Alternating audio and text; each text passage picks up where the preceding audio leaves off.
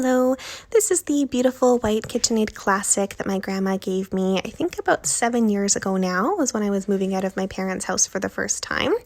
I have no idea how long she had it for before she gave it to me, but I know I have used the heck out of it for the last 7 years, and I'm sure she used it a lot before then too, so I thought the old girl deserved a little bit of a spa day. So what I wanted to do is paint it, kind of make it match everything in my house. I don't have that much white stuff in my house. My appliances are dark stainless steel, and most of my accessories are blue or gray, so I decided to go for a nice fun blue color. First thing I wanted to do is wash the whole thing down because there is a few years of food residue probably built up on there no matter how clean I've tried to keep it. First thing I'd use to wash it down is a blue SOS pad because I really wanted to be able to scrub at any food stains that might be there, any glue that I might find, anything like that. But I'm not totally sure if SOS pads are food safe, so after the SOS pad I went over it with a sponge with just some dish soap and water just to clean up any residue. There you see me doing that with the sponge now. Just making sure that it's all nice and clean. I didn't want to risk painting over any staining or food residue and messing up the finish. Now that that's done, it's time to remove some hardware. So I didn't want this silver plate painted, obviously, so I removed it. Really easy, just 3 screws. There's a little bit of gunk built up under there, so I grabbed my handy sponge again and went back at it. It's hard to see in this video, but some of the residue was hard to get off, so I scrubbed it for a little bit. And I took the opportunity to clean up some of the other small crevices since I had the top part flipped up anyways. Now that that was done, I did another quick little wipe down. And this is the part where I notice on the back that there's these 2 stickers that have probably been there forever. So I removed them and found a whole bunch of thick yellow glue residue underneath. So I grabbed my SOS pad again, scrubbed it up again just to try to get as much of that residue off as I can. Again, just so the finish doesn't look weird on the back. I got it. For the most part, I got it off, but it did take a little bit of scrubbing and a little bit of fingernail power. Once that was done, gave the whole thing another little dry. One more wipe down here. And then it was time to continue with the hardware removal. I did cut some of these sections of video out just because some of these parts took me a while to figure out. I actually originally tried to tape that silver band that goes around the mixer with painter's tape before I figured out that it could actually be removed. So I removed the back panel first so I could get it off cleanly. It also gave me a good opportunity to wipe out that inside where all the machinery is. After getting that piece off, I put the back panel back on, which is actually a little bit of a mistake because I realized later that I had to tape over some of the pieces in the back. So you'll see me take it off again in a little bit. I also removed the screws that were in the side of the Kitchenaid there and taped over the holes. I taped over that knob that locks the machine in the up or down position. And here I am putting that piece on the back, not realizing I would need to take it off again right away anyways. Don't mind the dog in the background. She's just watching me work. She's a little bored because I'm not playing with her. Now I'm just taking off some more pieces I don't need and taping up that front part where the mixer attachments click in because I didn't want that to be painted either. I kind of missed the camera a little bit with this part, but on the very front of the Kitchenaid there's a silver piece that says Kitchenaid that I'm removing here and taping over the hole.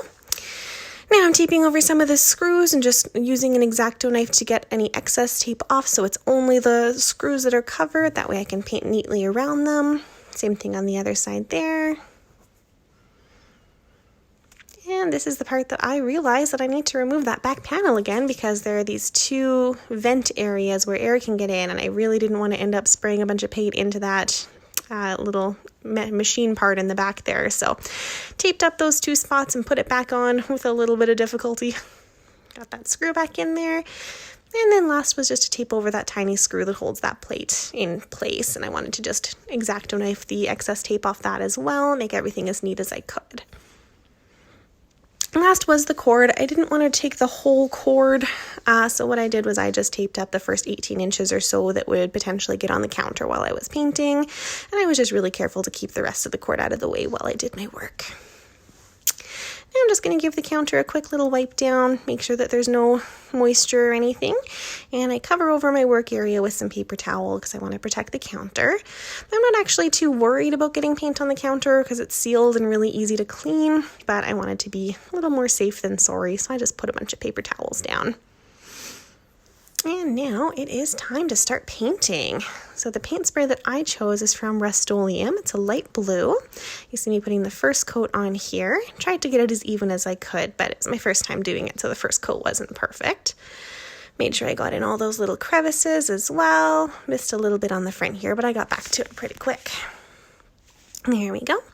Now, I actually did do 2 coats, so I gave that time to dry and then came back with the second coat, which I'm doing now. I'm just going to merge the 2 video pieces together so you don't have to watch it dry for an hour and a half.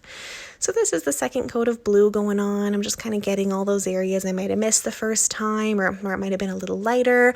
Although I was actually really impressed with the way this paint dried. I didn't really think it needed a second coat, but I'd rather do one than not. I gave it a quick little pat down to make sure that it was dry enough for the clear coat. And here's the clear coat going on. I also did 2 clear coat sprays, but I'm not sure if you'll be able to tell because I merged the videos. I chose a semi-gloss clear coat because I wanted it to still have that metallic shine that the regular KitchenAid colors have, but I didn't want it to be too shiny. So semi-gloss was perfect. So I did that, used my little sponge brush here to clean up a couple drippy areas because I put a little bit too much paint on that spot. Then I gave it one more quick spray just to even it out, make it all the same texture. And this is after the clear coat has dried. Now I actually got a little bit of clear coat on my camera lens, which is why the video looks a little hazy here, but I think you can still see pretty well. Now I'm just removing the painter's tape off of the cord and getting the whole machine kind of put back together. You can see I've already removed the tape off the black knob as well as the front circle bit and where the mixer attachments attach. I removed that back plate again and removed the tape from the inside of that because I want it to work next time I turn it on without overheating. No longer need the paper towel, so I remove that. And now it's time to put the rest of the pieces back on. So that front plate I put back on there, and then the screw knob that goes in with it. Now this part was super fine. Those 2 holes on the side of the mixer on the top half actually have springs that go inside of them, and getting them in there and screwing them in place without them pouncing back out at me was actually pretty difficult. So it took me a while to do that. I've actually sped up this part of the video a little more for that reason. So this is me struggling with that second spring to get it in there and get the screw plate put back on. The spring jumps out at me a couple times, as you can see, but I eventually get it back in there and get it attached. I actually had to use a knife to get it in there because the slot blade screwdriver was too small, but that's okay, it worked. Now for that middle plate in the bottom, super easy, just 3 screws. Got it back on there really quick. And then lastly, well, almost lastly, was this silver band to put back around. Now, once again, I had already put that plate on the back, and I ended up having to take it off anyways, because this metal, this band that goes around is actually really tightly fitted to the machine, and so you have to get it exactly perfectly aligned, or else it just won't screw on the other side. So I spent a little bit of time getting it on there perfectly, removed the back plate to make sure I could get the screw back in there, and then put it back on after I had it in place. Now, once that was done, the last step is this silver ring that goes above where the mixer attachments kind of hook on there. Ever since I got this thing, that silver ring has not stayed on. For a while, it would stay on a little bit, and then now it just doesn't stay on at all anymore. So I haven't fixed it, but it's always bugged me, and I've kept the ring. So I decided to finally super glue it back in place. So I've already got the glue on the inside of the ring there. Put it back in place, and since there's extra paint there now, it's a little bit of a tighter fit, so I just used my screwdriver to hammer it back in place. It wasn't as violent as this video makes it look. No dents, don't worry, it's in great shape still.